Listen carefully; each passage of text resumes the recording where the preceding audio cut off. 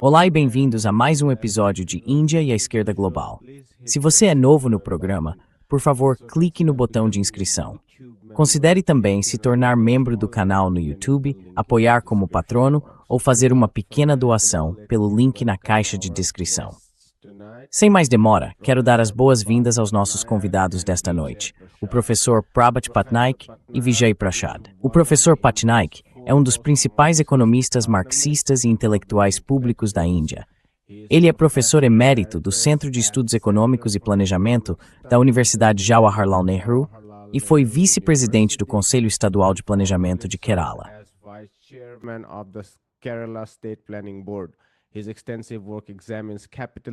Seu extenso trabalho analisa o capitalismo, o imperialismo, o neoliberalismo e a economia política da Índia contemporânea. Vijay Prashad é um historiador, jornalista e autor indiano de mais de 40 livros, incluindo As Nações Mais Escuras e Balas de Washington. Ele é diretor executivo do Instituto Tricontinental de Pesquisa Social e editor da Leftward Books. Seu trabalho se concentra no imperialismo, nos movimentos populares e nas lutas políticas do Sul Global. Professora Patnaik e Vijay, sejam bem-vindos de volta ao Indian Global Left. Obrigado.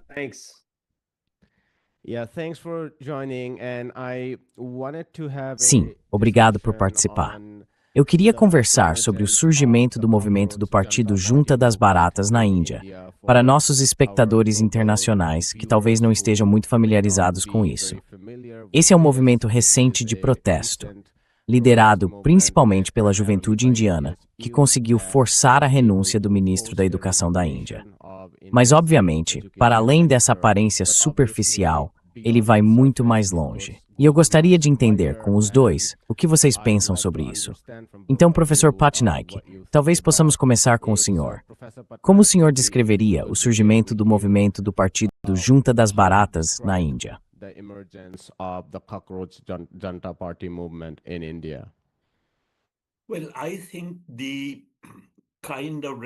Bem, acho que o tipo de resposta que isso gerou entre estudantes e jovens não só surpreendeu pessoas de fora como eu, mas também os próprios organizadores. Não acho que eles esperavam isso.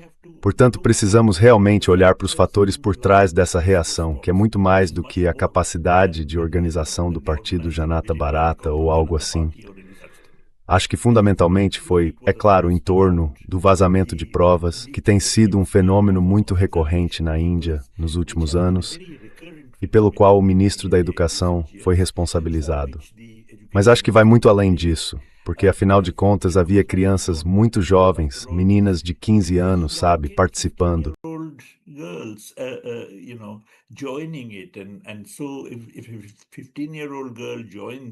Então, se uma garota de 15 anos entra nisso, obviamente há algo que a inquieta muito mais do que as perspectivas para a carreira dela. Acho que o regime que temos atualmente é, claro, um regime neofascista. Acho que uma das marcas de todo fascismo é que ele tem uma espécie de vazio moral no seu núcleo. Ele chega ao poder prometendo que vai ser um regime moral. O fascismo clássico chegou ao poder prometendo ser contra os monopólios, contra o capital monopolista. Mas, claro, no poder, ele faz concessões ao capital monopolista, forma uma aliança com o capital monopolista e, portanto, toda a superioridade moral que tinha originalmente acaba, na verdade, sendo perdida. Mas, por outro lado, isso é encoberto pelo uso do terror, que infunde medo no coração das pessoas.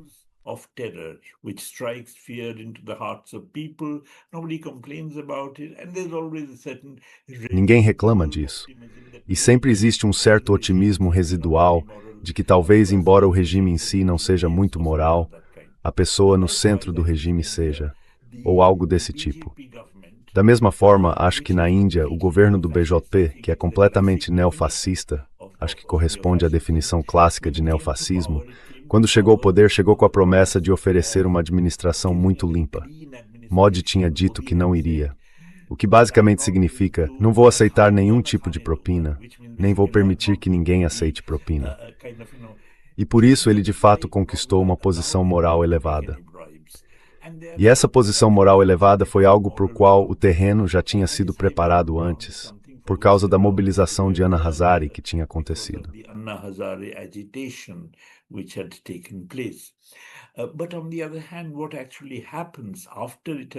Mas, por outro lado, o que acontece de fato depois que ela chega ao poder é que as pessoas começam a perceber que justamente aquelas pessoas contra quem faziam campanha entram para o BJP e, nesse processo, são efetivamente inocentadas. Em outras palavras, deixa de ser uma questão de combate à corrupção. Passa a ser uma questão de se você está conosco, então ipso facto você é limpo. Se você está contra nós, então ipso facto você é sujo. Portanto, fica muito claro que se desenvolve uma vacuidade moral no próprio cerne de um regime assim. E isso já é evidente para todos há muito tempo. Só que agora as pessoas estão bastante assustadas, porque qualquer um que se oponha a isso provavelmente terá todo tipo de investigação sobre seus assuntos. E isso realmente assusta as pessoas.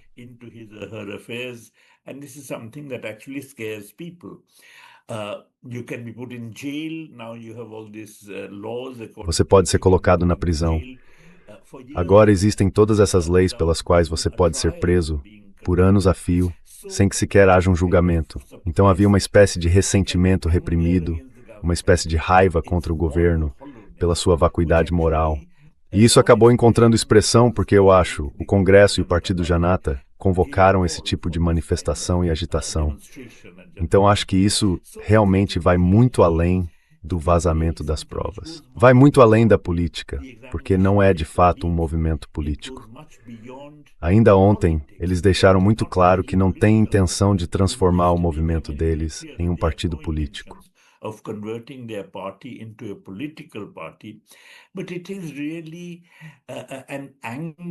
Mas é, na verdade, uma indignação com o vazio moral do regime.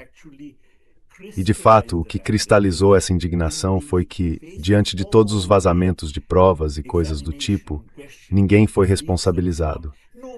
Na verdade, a exigência pela renúncia do ministro da Educação não é necessariamente porque trocar o ministro da Educação vai fazer alguma diferença. Não é porque aquele ministro fosse, de algum modo, responsável pelos vazamentos.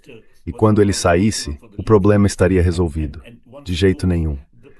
Pelo contrário, a exigência pela renúncia do ministro da Educação era, na verdade, uma exigência de que alguém fosse responsabilizado.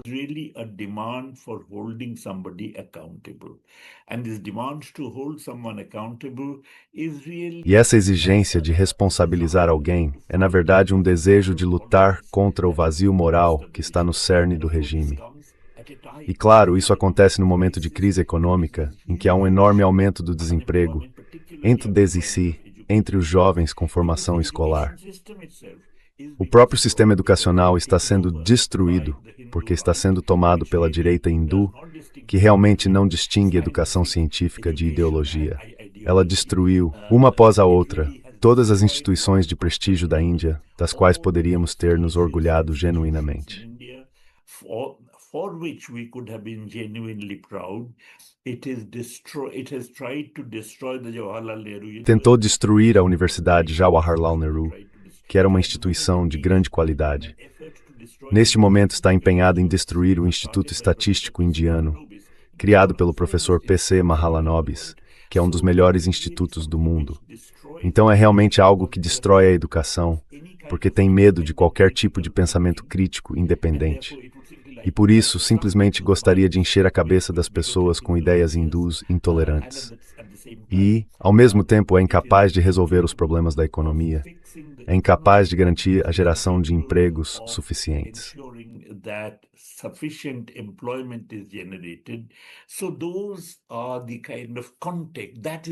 Então esse é o contexto em que esse tipo de, indignação das pessoas com o vazio moral do regime se tornou particularmente forte.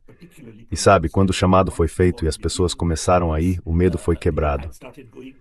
Como resultado, isso acabou se transformando num movimento enorme. E acho que esse movimento enorme também vai deixar um legado, um resíduo. Daqui para frente, aquele tipo de medo que dominava a mente das pessoas vai ser mais ou menos apagado. Então, acho que isso teve um resultado positivo muito importante nesse sentido.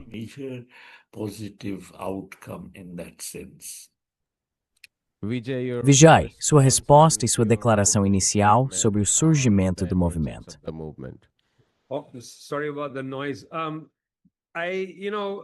Desculpem pelo barulho. Acho que, de modo geral, tudo que o professor Patnaik disse está correto. Mas só para abordar a questão do que aconteceu na Índia e ampliá-la um pouco, desde o Sri Lanka, em 2022, até os acontecimentos no Nepal, em Bangladesh e também no Paquistão. E depois, no continente africano, houve, sabe, esses protestos muito interessantes de jovens em torno das eleições no Quênia, na Nigéria e assim por diante. Desenvolvimentos realmente muito interessantes por lá. Então, acho que se você olhar para isso, se considerar tudo isso em conjunto, há algumas coisas interessantes que podem ser percebidas. There are some interesting things that you can uncover. For instance, one of them is that these are young. Por exemplo, uma delas é que são jovens, e eu não sou de simplesmente sair usando o termo geração Z e por aí vai, porque isso tem suas próprias origens, e a sua maneira é enganoso. Mas ainda assim, há uma falange de jovens, digamos no sul da Ásia ou no continente africano, que foram muito fortemente afetados pelo fato de viver em sociedades onde a idade mediana caiu. No continente africano, a idade mediana é de 19 anos e meio. No sul da Ásia, é de cerca de 26. Há muitos jovens em nossas partes do mundo para os quais a integração à sociedade não parece algo automático. Sabe, não se trata apenas de empregos, trata-se do papel deles na sociedade. It's not just about jobs, it's about their role in society. What's their housing going to look like? E como será a moradia deles? No nosso instituto, pensamos nisso como uma geração à espera. Eles estão esperando terminar os estudos. Estão esperando conseguir um emprego para então começar um relacionamento sério. Esperando ter filhos. É verdade que há jovens de 15 anos nas ruas, mas também há pessoas na casa dos 30 nas ruas que têm esperado em certo sentido para se tornarem adultas. E isso não está acontecendo. Eu estive lá cobrindo o movimento anti-SARS, na Nigéria, e o que mais chamava atenção eram os grupos de jovens, muitos homens jovens em particular, que carregavam a frustração de que aquela sociedade os tinha deixado na mão de alguma forma fundamental.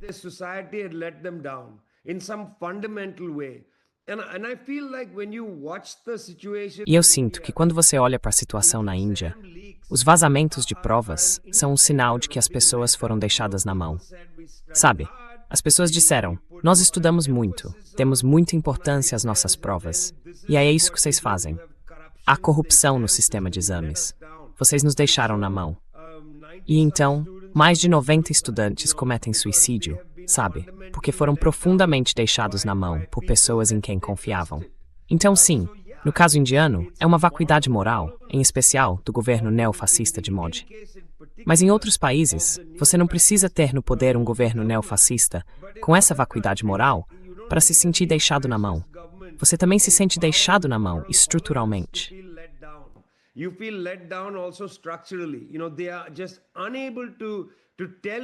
Sabe, eles simplesmente não conseguem dizer a você que a sua vida vai ter sentido. Quero dizer, no limite disso tudo, agora temos o que parece ser uma inflação quase permanente. Inflação de combustíveis e alimentos, causada pela guerra quase interminável na Ucrânia. Some a isso a guerra ilegal que os Estados Unidos impuseram ao Irã, com as restrições no Estreito de Hormuz. E por baixo de tudo isso, estive recentemente no Sri Lanka, muitos jovens talvez não carreguem cartazes sobre isso quando marcham pelas ruas, mas muitos ainda estão exasperados com o genocídio em curso contra os palestinos.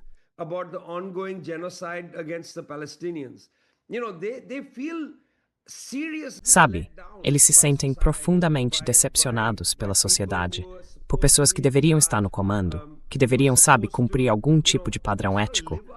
Isso simplesmente não está acontecendo. E as pessoas estão com raiva. É por isso que você vê esse tipo de protesto acontecendo em outros países. De novo, no Quênia, foi em torno das eleições. Em Uganda, também foi em torno das eleições. Mas na Nigéria, foi em torno da brutalidade policial. Foi por causa de uma unidade especial da polícia, chamada SARS, que saía por aí brutalizando principalmente jovens quando eles saíam de clubes nas noites de fim de semana.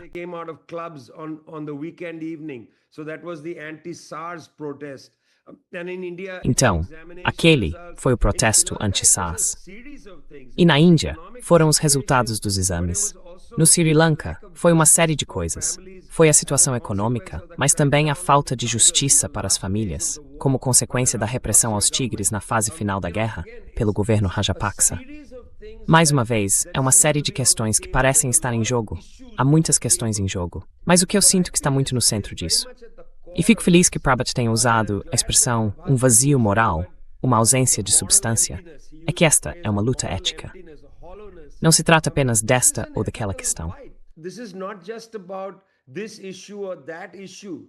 It's about how a very large section of the Trata-se de como uma parcela muito grande do público, em todo o mundo, simplesmente não se sente confiante no tipo de liderança que temos no mundo para enfrentar os problemas reais diante de nós.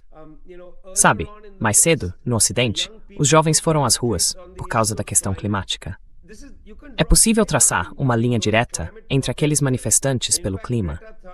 Na verdade, Greta Thunberg, o rosto do protesto climático, visitou o protesto na Trafalgar Square, em Londres, liderado pela Federação de Estudantes da Índia, no Reino Unido, pela celebração da renúncia de Dharmendra Pradhan, o ministro da Educação. Então também havia conexões acontecendo ali. Mas, por baixo dessas questões, existe esse sentimento de exasperação, que eu acho muito real e que não devemos perder de vista.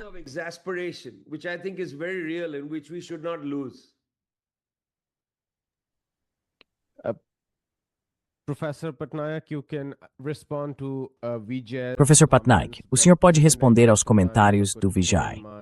Mas, só para aproveitar o tempo, eu queria incluir minha pergunta sobre como analisar o movimento Ye Chateyo, ou o que está acontecendo dentro da própria juventude da Índia. Porque sinto que há enormes contradições dentro do próprio movimento juvenil. Por um lado, o BJP e as forças de direita na Índia dependeram muito de conquistar a imaginação dos jovens. Estou pensando em 2012, 2013, em como instituições de ponta, como o Instituto Nacional de Tecnologia e o Instituto Indiano de Tecnologia, alguns desses lugares que visitei, tiveram seus jovens atraídos para o movimento de extrema-direita. Na forma como eles foram integrados ao ecossistema digital, com jovens sendo recrutados para implementar os programas conduzidos pelo Estado e assim por diante.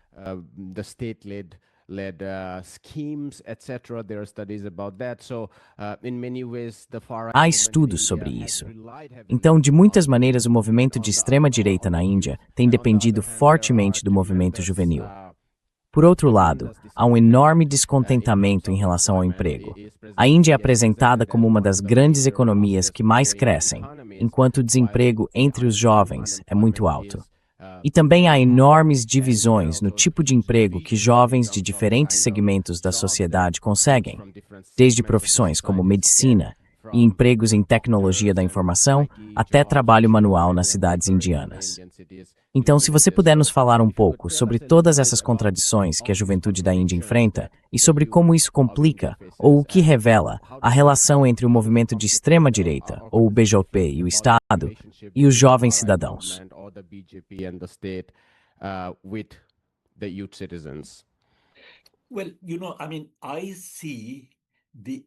Bem, sabe, eu vejo o próprio surgimento do neofascismo como resultado da crise da economia neoliberal. Em outras palavras, acho que por trás de tudo isso há de fato uma crise imensa da economia neoliberal. E neste momento não há absolutamente nenhuma ideia nos círculos burgueses de como seguir em frente. Quero dizer, Trump está tentando superar a crise da economia neoliberal nos Estados Unidos, exportando essa crise para outros países. Toda essa ideia das tarifas e assim por diante é basicamente uma política de empobrecer o vizinho, pela qual você na prática exporta o desemprego americano para o terceiro mundo e para outros lugares.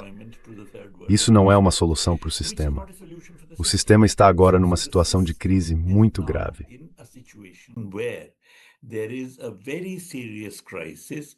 The causes of this crisis is because inequality has... A causa desta crise é que a desigualdade vem aumentando dramaticamente sob o capitalismo neoliberal.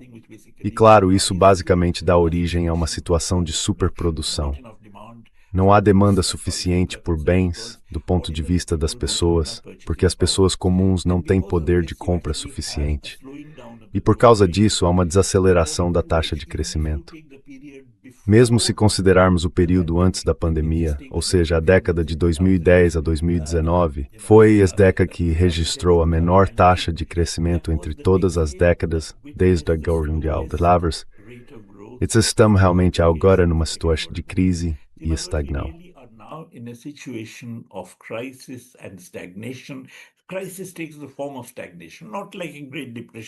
A crise assume a forma de estagnação.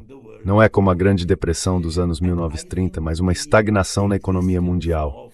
E acho que a existência de uma crise de desemprego, que na verdade foi além das expectativas de qualquer pessoa, reflete essa crise econômica básica. E isso, é claro, afeta os jovens, afeta os estudantes da forma mais direta. Portanto, vejo os fatores subjacentes na crise econômica do capitalismo neoliberal. Mas o importante é que o Estado não só pode fazer muito pouco a respeito disso. Mais importante ainda, ninguém sequer tem ideia do que fazer. Quero dizer, nos anos 1930, mesmo quando o Estado não fazia nada a respeito, havia a ideia de que tudo bem, o Estado poderia intervir. E Keynes, por exemplo, tinha sua teoria de que o Estado poderia intervir para estimular a demanda.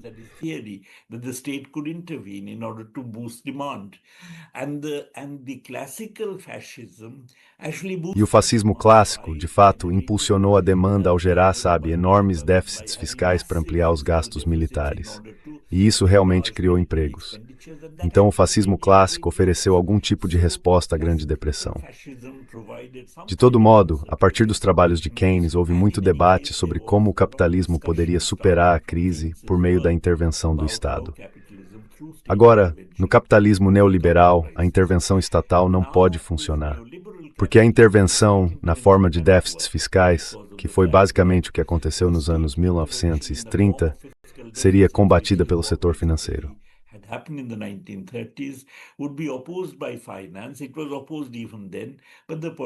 Havia oposição até naquela época. Mas a questão é que as finanças eram nacionais. Agora você tem finanças internacionais, enquanto o Estado é um Estado-nação. Então, qualquer governo que faça coisas de que o setor financeiro não gosta, o capital financeiro simplesmente deixa o país, provocando uma crise.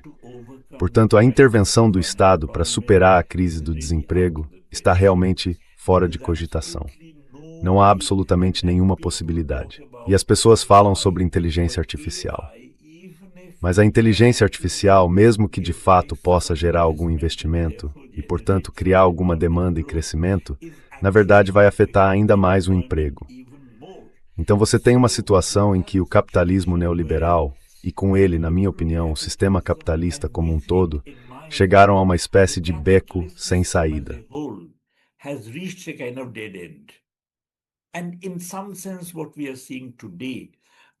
E, em certo sentido, o que estamos vendo hoje, tanto em termos da agressividade americana, quanto da emergência do fascismo e do neofascismo no mundo todo, da incapacidade do neofascismo de encontrar soluções para o desemprego, como o fascismo clássico havia encontrado, tudo isso realmente reflete uma espécie de beco sem saída ao qual o capitalismo neoliberal, que é a fase mais recente do capitalismo, além da qual não conseguimos visualizar nada, de fato levou a humanidade. E nesse contexto, como eu disse, a única solução que os americanos têm é, na verdade, exportar a crise e não superá-la. Exportar a crise para os desamparados países do terceiro mundo.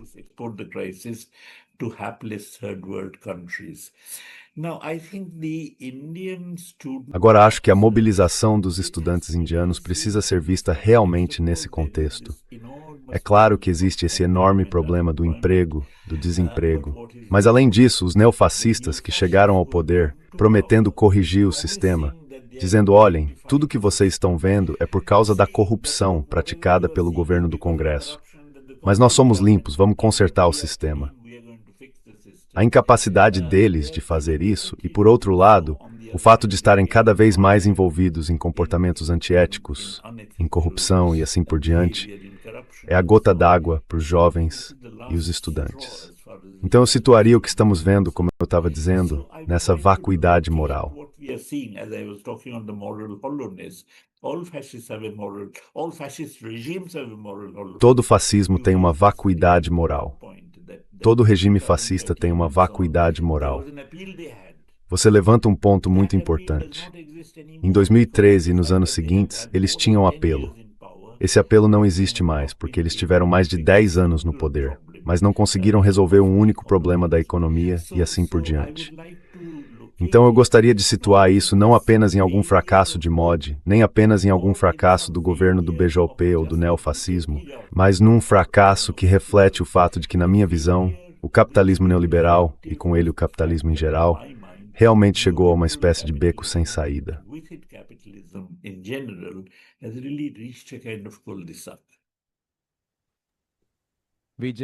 Vijay, seus comentários sobre a crise do capitalismo, a juventude e a relação disso com o movimento de extrema-direita.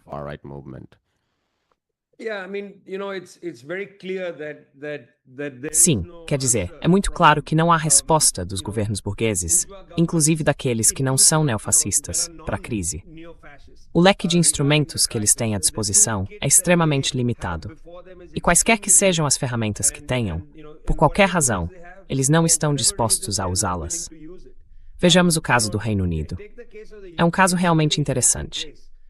O Reino Unido tentou construir uma ferrovia de alta velocidade de Londres até Manchester. E então, no meio disso, depois de já ter gasto bastante dinheiro, simplesmente abandonou o projeto. Isso foi ontem. Foi durante o governo de Rishi Sunak.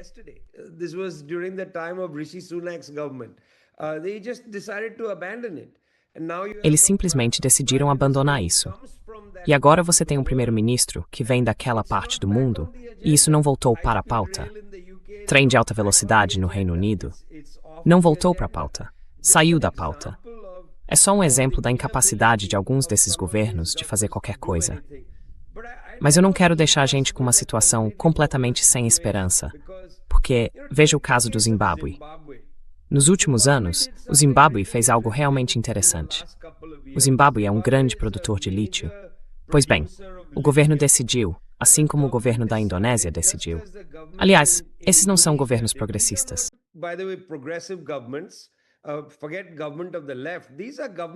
Esqueçam os governos de esquerda.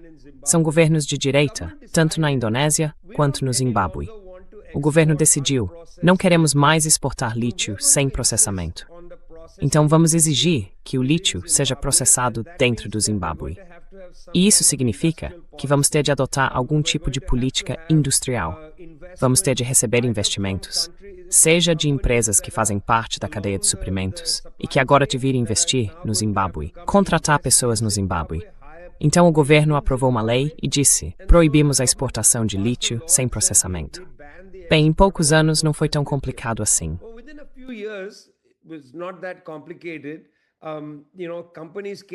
Sabe, empresas chegaram, começaram a investir e criaram a capacidade para o Zimbábue processar lítio. E foram criados 5.000 empregos razoavelmente bons no país. Então não é que não existam ferramentas disponíveis. Elas existem. Há coisas que os governos podem fazer. Mais uma vez, não estamos falando de uma agenda progressista, de uma agenda de esquerda, nada disso. São governos de direita fazendo basicamente coisas bem diretas. Eles estão tentando construir a capacidade industrial que vai permitir e lhes dá a possibilidade de oferecer empregos melhores para sua população, renda melhor, uma parcela maior do excedente e assim por diante. São coisas bastante diretas que estão aí.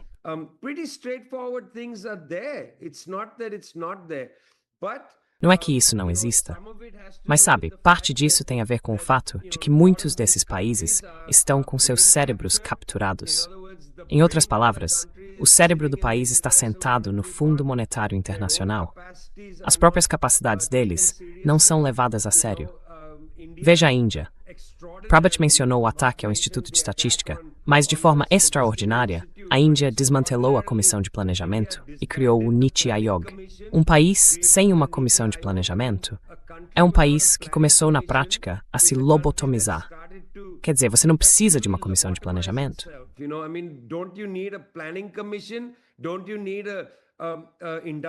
Você não precisa de uma política industrial, de uma estratégia para o seu país para os próximos 5, 10, 20, 100 anos. Não era para você estar pensando nessas coisas?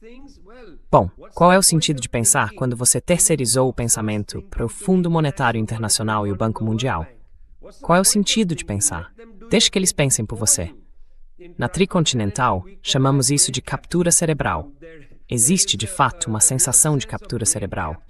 E vê, sabe, de perto o debate no Zimbábue, onde as pessoas no Zimbábue basicamente disseram: espere um minuto, não precisamos permitir que corporações estrangeiras. Efetivamente, porque quando o FMI diz, vocês deveriam privatizar partes da sua economia.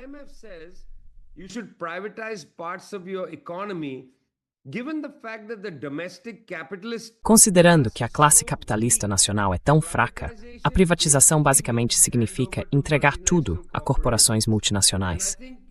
E acho que foi interessante ver governos no Zimbábue e pessoas, mais uma vez, não pessoas de esquerda, mas pessoas em geral, começarem a dizer: será que é mesmo uma boa ideia entregar nossos recursos a corporações multinacionais? Talvez não seja uma boa ideia. Talvez possamos pensar em outras formas de fazer isso. E, mais ou menos na mesma época, sem haver de fato qualquer coordenação, países como Bolívia, Zimbábue, Indonésia e outros começaram a repensar a exportação de matérias-primas. Acho isso muito produtivo. Em outras palavras, há coisas que podem ser feitas. Elas não são perfeitas. Estão cheias de todo tipo de contradição.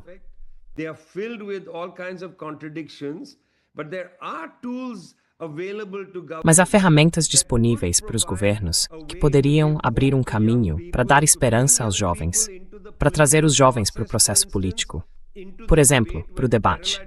Quando Kerala fez o planejamento popular, parte do impulso por trás disso foi democratizar a discussão sobre o estado da economia. Sabe, trazer os jovens para a conversa, parar de prendê-los, parar de agredi-los. Usar um canhão d'água contra os jovens não é uma forma de promover debate e discussão. Sabe, tragam-nos para a discussão e o debate. Não os criminalizem, não os infantilizem, mas discutam com eles. Então acho que há coisas que podem ser feitas, que deveriam ser feitas e que precisam ser feitas. E até certo ponto, isso já está acontecendo em algumas partes do mundo.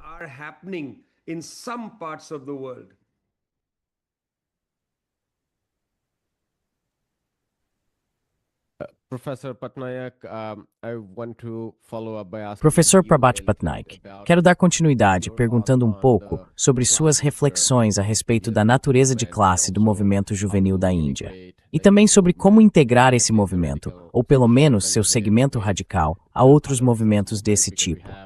Porque também vimos, antes disso, a enorme revolta liderada por camponeses e agricultores na Índia. Foi muito mais longa, muito mais organizada e, de muitas maneiras, representou um desafio bem mais duro ao governo indiano. Mas todos esses movimentos não necessariamente se uniram em um único ponto, para se tornarem muito mais poderosos do que costumam ser isoladamente. Então, como o senhor vê a natureza de classe que está no centro do movimento atual? E quais são suas limitações ou seus aspectos positivos que poderiam permitir que ele se ampliasse numa tentativa de construir uma política mais transformadora, em vez de apenas buscar a renúncia de um ministro aqui e outro ali?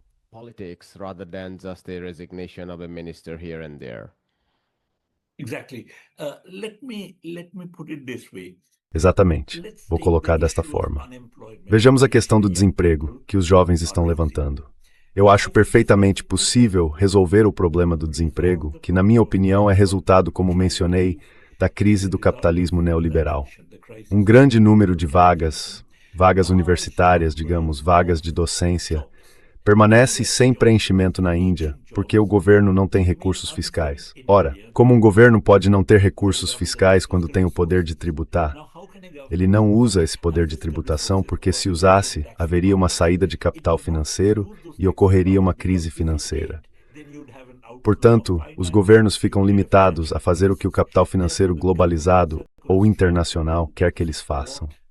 Globalized or international finance capital wants them to. I agree with Vijay that there may be cases in which you can actually. Concordo com Vijay que pode haver casos em que você realmente consiga fazer certas coisas, mas isso não equivaleria de fato a uma solução da crise. O problema, por exemplo, na Índia, o problema do desemprego, pode ser resolvido se você... Quer dizer, acho que todo esse argumento de que qual é o argumento típico? Para superar o desemprego, você precisa de investimento. Para haver investimento, você realmente precisa atrair monopólios nacionais, ou os Adani, ou capital internacional. Portanto, temos de dar concessões fiscais para que eles venham investir e, portanto, o governo não tem recursos. Bem, acho que esse é um argumento completamente sem sentido, porque, como eu disse, há um grande número de empregos que existem, mas permanecem vagos devido ao fato de o governo não ter recursos fiscais. Because of the fact that the government lacks the fiscal resources. So if the government, for instance, Então, se o governo, por exemplo, instituísse a tributação sobre a riqueza, instituísse a tributação sobre heranças, que não existe na Índia, quer dizer, é simplesmente chocante que quando as desigualdades de riqueza aumentaram dramaticamente, você de fato não tenha tributação sobre a riqueza. É chocante que não haja tributação sobre heranças. Algo que até estudiosos burgueses consideram necessário, consideram desejável. Afinal, eles dizem que os capitalistas têm alguma qualidade especial. Tudo bem, se eles têm essa qualidade especial, então os filhos demonstram essa mesma qualidade especial para se qualificarem ao patrimônio dos pais. Então o ponto é que não existe esse tipo de tributação, e o governo poderia facilmente superar isso. the government could easily overcome it. In fact, we made some calculation according to it. Na verdade, fizemos alguns cálculos, segundo os quais é possível estabelecer 5 direitos econômicos fundamentais, universais e exigíveis judicialmente. Um deles é o direito à alimentação. Outro, o direito ao emprego. Isso significa que todo mundo tem emprego, e se não houver emprego, recebe do Estado um salário integral. Há também o direito à educação gratuita, financiada publicamente, à saúde gratuita, financiada publicamente, nos moldes de um Serviço Nacional de Saúde, e ainda uma pensão digna na velhice e benefícios por incapacidade. Se você tiver esses 5 direitos econômicos fundamentais e universais na Índia, eles podem ser financiados simplesmente com a cobrança de 2 impostos sobre o 1% mais rico da população. Um é um imposto de 2% sobre a riqueza. O outro é um imposto de 1/3 sobre heranças. Portanto, a questão é que resolver o problema do desemprego e assim por diante é bastante fácil.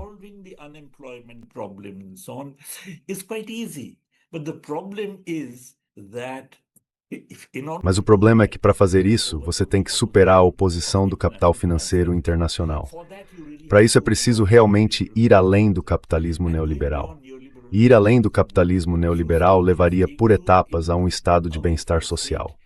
Para isso seria necessária uma mobilização política de, como você mencionou, camponeses, trabalhadores e assim por diante. Então a contribuição do movimento juvenil é que ele de fato elimina o medo. Ele realmente coloca na pauta uma agenda de criação de empregos. Mas é claro, essa agenda tem que ser levada adiante pelas forças políticas, especialmente pelas classes básicas, como os trabalhadores, os camponeses e assim por diante.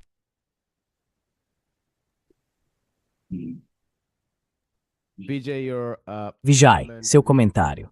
E se puder, fale um pouco também sobre como você vê o papel da esquerda na organização da política na direção que o professor Patnaik acabou de mencionar.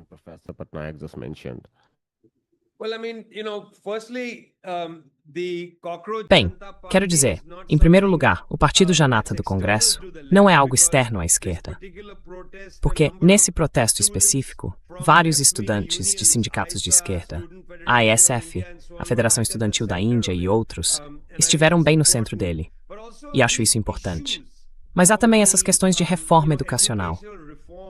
Prabhat tem escrito incansavelmente sobre isso, descrevendo os problemas na tentativa do BJP de reformar a política educacional indiana. Essa questão tem sido mantida viva pelas organizações estudantis de esquerda. Foram elas que foram às ruas por essa causa, que realizaram um seminário após o outro sobre o tema.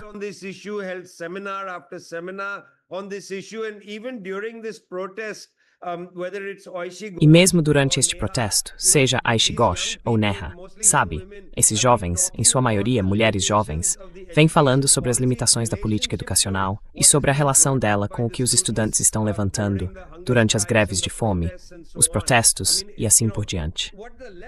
Quero dizer, o que a esquerda faz é, na prática, fornecer a base intelectual para um movimento como este. Este movimento é movido por frustração, exasperação, decepção, raiva e assim por diante. Há uma série de emoções envolvidas. E à medida que o Estado reagiu de forma tão dura contra os estudantes, também houve decepção, raiva, medo e assim por diante. Mas o que a esquerda faz nesse contexto é fornecer a base intelectual para o movimento.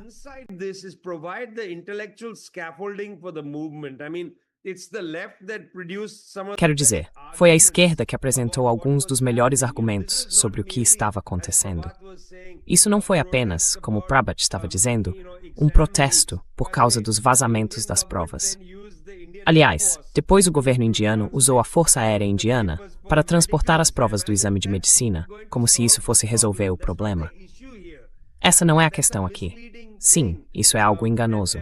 E, na verdade, Modi entendeu o ponto com muito mais clareza do que a mídia burguesa, que começou a se concentrar nos vazamentos das provas.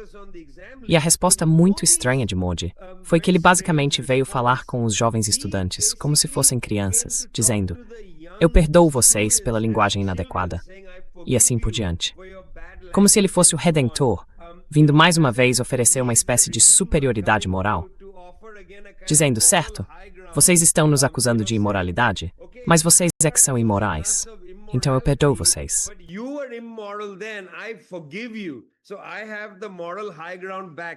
Então eu volto a ter a superioridade moral. É muito bizarro. Aquele videozinho que o Sr. Modi divulgou, deixem tudo isso de lado. A esquerda estava no centro disso, e acho que não deveríamos esquecer. E eu sei que à medida que esses protestos, essas mobilizações acontecem, à medida que eles diminuem e aumentam, e capturam a imaginação, e à medida que os estudantes voltam para casa e começam a refletir sobre o que conquistaram ou o que não conquistaram. Bem, Dharmendra Pradhan saiu, mas outro gangster está no lugar, e assim por diante. À medida que os estudantes voltam para casa e a maré recua, são as forças organizadas dos estudantes, os sindicatos de esquerda em particular, que vão manter a pressão, que vão continuar acompanhando e monitorando o comportamento, entre aspas, do governo em relação, digamos, à política educacional e assim por diante.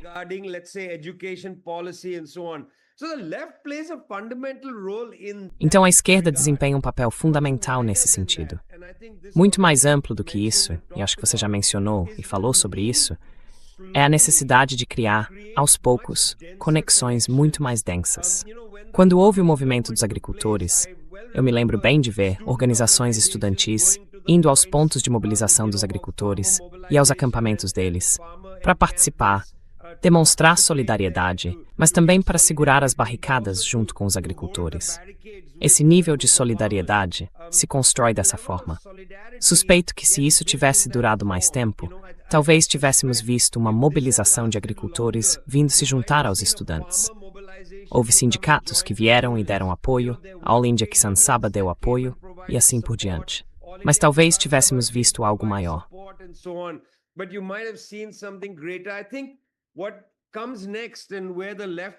Acho que o próximo passo, e onde a esquerda tem um papel, é reunir essas diferentes lutas, que têm motivações e ritmos distintos, e também realidades de classe diferentes. É aproximá-las numa coordenação muito mais estreita, para pensar em algumas das formas pelas quais elas são, não a mesma luta, mas lutas relacionadas. Vamos ver se a esquerda consegue fazer isso. E quero dizer que Prabhat tem razão. É claro que isso demonstra o colapso absoluto do neoliberalismo. Mas o que também entrou em colapso, e essa é a crise da esquerda, foi uma social-democracia indiana autêntica. As forças social-democratas, as forças voltadas ao bem-estar social, que antes existiam no Congresso, ou em alguns setores da tradição Samajwadi, ou em alguns setores dos partidos políticos regionais, essa tradição de bem-estar social, ou social-democrata, realmente se esgotou.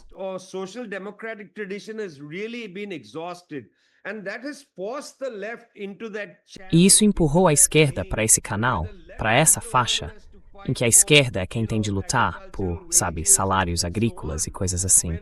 Quando você tem uma esquerda limitada, que precisa fazer o trabalho da esquerda e o trabalho da social-democracia, esperar que a esquerda faça tudo, eu acho é muito difícil. E acho que estamos num período particularmente complicado, em que a esquerda precisa fazer o trabalho da social-democracia, porque não queremos ver pessoas morrerem de fome. Mas, ao mesmo tempo, temos de construir essas conexões entre vários movimentos, que vêm de lugares diferentes, e ver se eles podem ganhar densidade à medida que se articulam uns com os outros.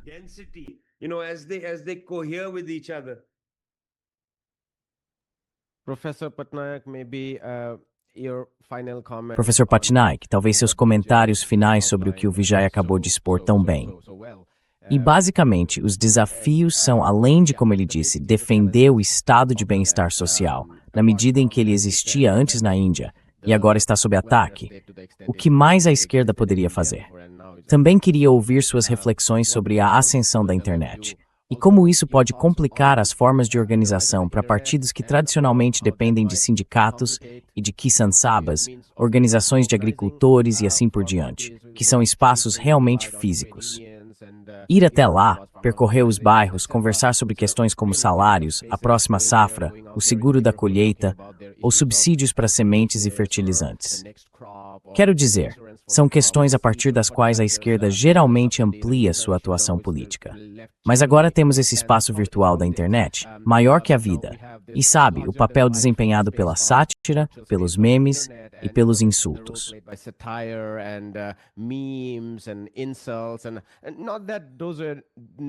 E não que essas coisas nunca façam parte da esquerda. Quero dizer, Ranjit Guha e outros escreveram sobre rebeliões camponesas e também em outros lugares, da China a todo o resto, sobre como o humor sempre fez parte das rebeliões. Sobre como os insultos são, de certa forma, redirecionados aos proprietários de terra e assim por diante. Mas agora, com a internet, isso ficou realmente maior. Então Que estratégias você acha que poderiam ser incorporadas para que a esquerda seja mais eficaz?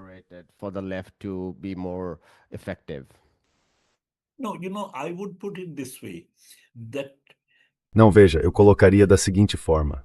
A menos que haja uma marca da esquerda nos tipos de movimentos que vão surgir cada vez mais, a menos que haja essa marca da esquerda, não conseguiremos transcender a conjuntura atual. Em outras palavras, suponhamos que amanhã Modi se torne impopular e o governo seja derrubado. A menos que exista um programa econômico alternativo que realmente gere empregos, que de fato aumente os recursos fiscais, que preencha os cargos vagos e assim por diante, Modi voltará, ou um sucessor de Modi voltará, como Trump voltou.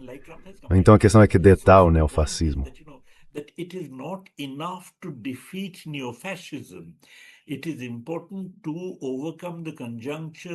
É importante superar a conjuntura que produz o neofascismo. E superar essa conjuntura exigiria superar o capitalismo neoliberal, que, como mencionei, entrou em crise. E isso exige a luta por um estado de bem-estar social em um país como a Índia. Agora a questão é a seguinte. Sim, tivemos um estado de bem-estar social muito limitado. Mas toda a ideia deve ser defender e ampliar esse estado de bem-estar, dando às pessoas certas. Bem, houve um período em que a esquerda cooperou com o governo do Congresso, no primeiro UPA, em que certas medidas foram aprovadas, incluindo o Programa de Garantia de Emprego Rural e assim por diante, que ofereceu algum apoio, algum amparo aos pobres das áreas rurais. Portanto, o ponto é que precisamos garantir que o Estado mantenha autonomia suficiente e uma orientação suficiente para construir um estado de bem-estar social, que a influência da esquerda atue nessa direção específica.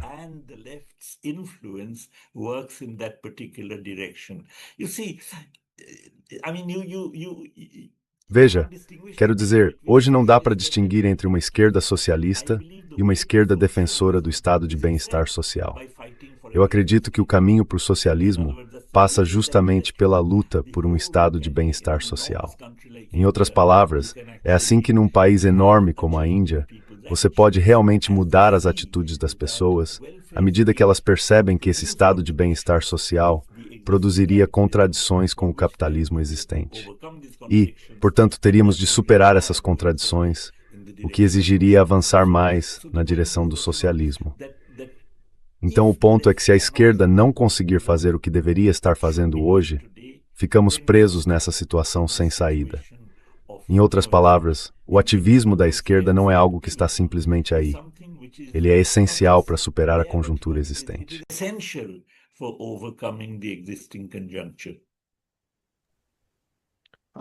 Vou deixar a palavra final com o Vijay e vamos encerrar por aqui. Vijay, seu comentário final. Well, firstly, I want to say that it was very Bem, exciting. em primeiro lugar, quero dizer que foi muito emocionante ver, mais uma vez, as ruas da Índia se encherem de pessoas exigindo um tipo diferente de país. Mais uma vez, porque não é a primeira vez. E temos de lembrar que houve uma época em que dezenas de milhares de mulheres foram às ruas contra um terrível episódio de violência contra uma mulher. Um episódio terrível. Dezenas de milhares de pessoas. Foi mágico. As pessoas foram às ruas contra a CAA, a tentativa do governo do BJP, exercício o significado da cidadania. The attempt by the BJP government to narrow the meaning of citizenship, again, tens of thousands of people. Mais uma vez, dezenas de milhares de pessoas. Quando aconteceu o protesto dos agricultores, foram centenas de milhares de pessoas nos arredores de Nova Delhi, quase uma comuna em Delhi, por praticamente um ano.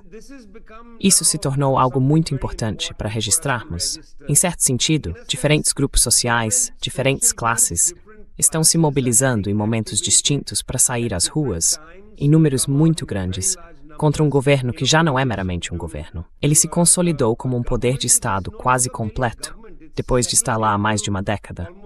Basicamente, adquiriu os hábitos de um governo permanente. Esse é o comportamento do primeiro-ministro. Quero dizer, quando foi a última vez que ele deu uma entrevista coletiva?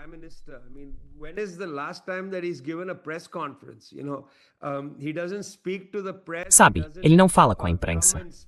Ele não vem ao parlamento para falar e responder a perguntas. Sabe, a única vez que o vemos falar é quando ele se sente humilhado. Foi por isso que ele fez aquela declaraçãozinha estranha para os estudantes. E méritos aos estudantes por provocarem o primeiro-ministro a dizer alguma coisa. Certo, méritos a eles por isso. Mas também é uma reação de classe. Sabe, vou lhe dar este exemplo e deixar por sua conta. Tenho alguns grupos de WhatsApp, de escolas e faculdades, e meus amigos, alguns em Delhi, outros em outros lugares, estavam escrevendo nesses grupos coisas como: meus filhos estão na rua, que diabos está acontecendo?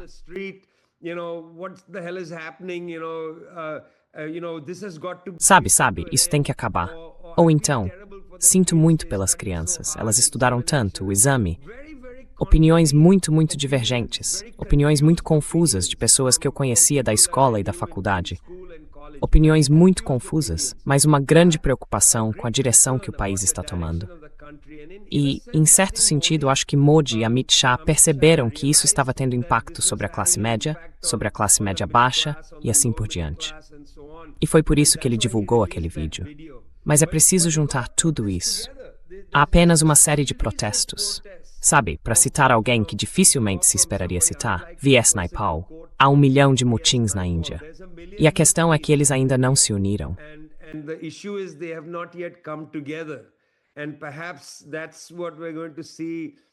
E talvez seja isso que vamos ver no tempo que temos pela frente. Quando esses milhões de motins começarem a se enxergar como um grande motim, então algo diferente pode surgir daí. A probabilidade disso, neste momento, é limitada.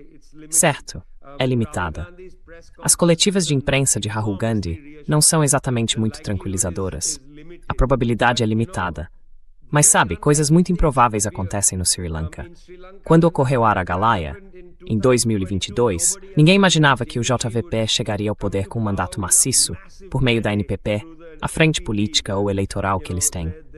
Ninguém pensava que apenas alguns anos depois o JVP venceria com folga, com um enorme mandato. Quem sabe?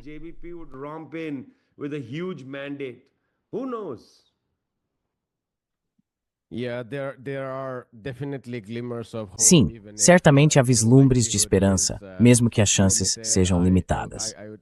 Eu encerraria dizendo apenas uma ou duas frases.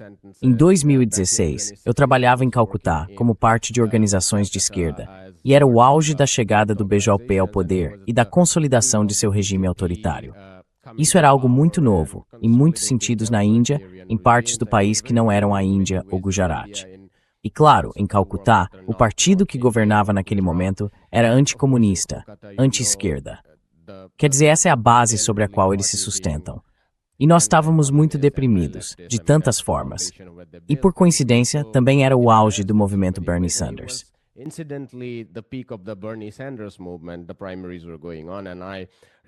As primárias estavam acontecendo.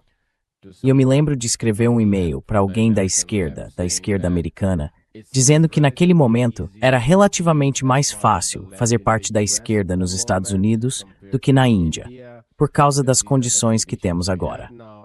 Lá, o cenário é muito mais otimista. Claro, a resposta foi: bem, isso é uma razão ainda mais forte para fazer parte da esquerda na Índia, porque talvez ela seja mais necessária lá. Mas eu sinto que 10 anos se passaram e as coisas mudaram. Não me sinto tão deprimida por causa de todos esses movimentos.